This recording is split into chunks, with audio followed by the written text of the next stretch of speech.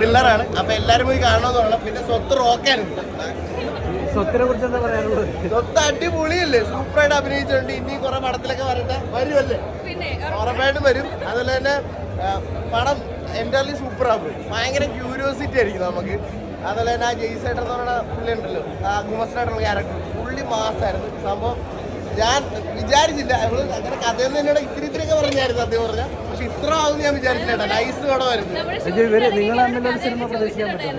എന്തോ നിങ്ങൾ തമ്മിലൊരു സിനിമ ഉണ്ടാവോ? ഞങ്ങൾ തമ്മിൽ ആരെങ്കിലും സിനിമ എടുത്തിരുന്നെങ്കിൽ എനിക്ക് ആഗ്രഹമുണ്ട്. പക്ഷെ അങ്ങനെ വരുവാണെങ്കിൽ എടുക്കുക, ഇല്ലെങ്കിൽ കുഴപ്പമൊന്നുമില്ല.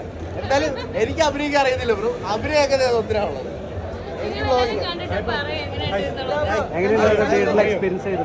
തിയേറ്ററിൽ എക്സ്പീരിയൻസ് ചെയ്തപ്പോ എങ്ങനെയുണ്ടായിരുന്നു? എനിക്ക് ഭയങ്കര സന്തോഷമാണ്. കാരണം എല്ലാ ആർട്ടിസ്റ്റുകളുടെയും കൂടെ ഒന്നിച്ചിരുന്നിട്ട് കാണാൻ പറ്റിയതിലും നമ്മുടെ ഓരോ സീനുകളൊക്കെ വരുമ്പോൾ ശരിക്കും പറഞ്ഞാൽ എൻ്റെ എപ്പോഴാണ് ഇനി എൻ്റെ പാട്ടുണ്ടോ കട്ട് ചെയ്തോ എന്നുള്ള ടെൻഷനൊക്കെ ഉണ്ടായിരുന്നു. പക്ഷെ ചില സീനുകളൊക്കെ കട്ട് ചെയ്തിട്ടുണ്ട്.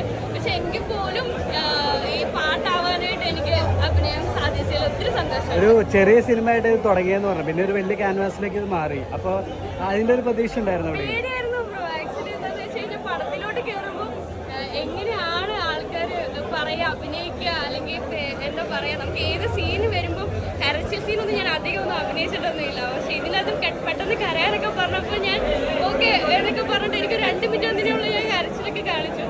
ശരിക്കും പറഞ്ഞാൽ പേടിയൊക്കെ ആയിരുന്നു. ഇപ്പൊ തിയേറ്ററിൽ കണ്ടപ്പോഴാണ് കരച്ചിലിന്റെ ഏങ്ങലൊക്കെ ഞാനിപ്പോ ഇവിടെ ഫീൽ ചെയ്തിട്ട് നെഞ്ചൊക്കെ ശരിക്കും അറിഞ്ഞോ? ഞാൻ കരഞ്ഞായിരുന്നു. നെഞ്ചൊക്കെ ഇടിച്ചായിരുന്നു.